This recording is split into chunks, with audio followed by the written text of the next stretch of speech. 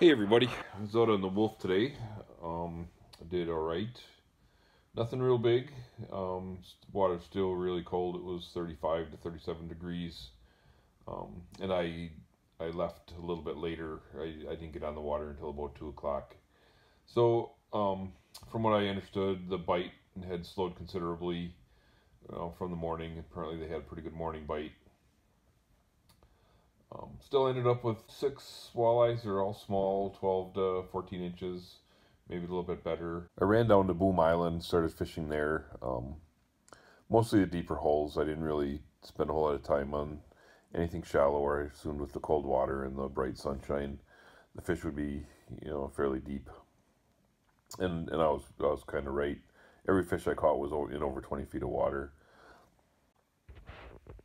The technique I was using today is called vertical jigging.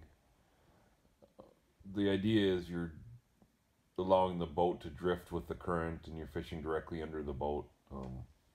You're tapping the bottom of the river with the jig, and you've got a cadence, so you're basically trying to entice the fish to attack your jig. Um, so there several things can happen when you're vertical jigging.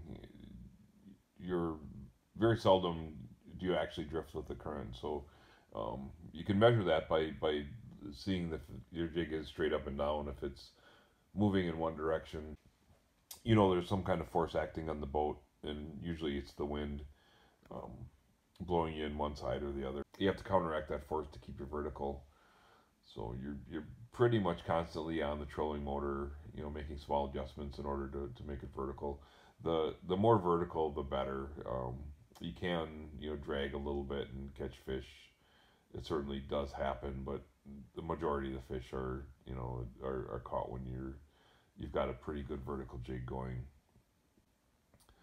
Um, and another way you can control how your line is set underneath the boat is to change the weight of your jigs. So if you don't have a whole lot of current and not a whole lot of wind, and you're able to control the boat fairly well, you can use down to like a 1/8 ounce jig.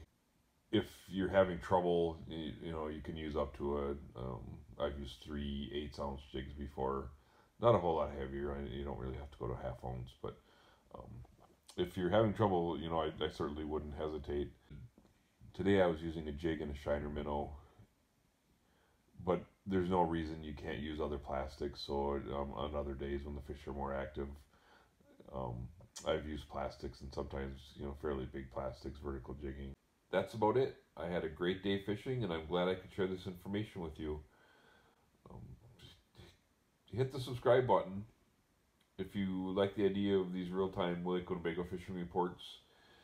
And use the comment section if you have any questions or if you have any ways that I can improve my technique.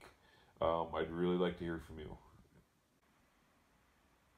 Now let's get out and fish.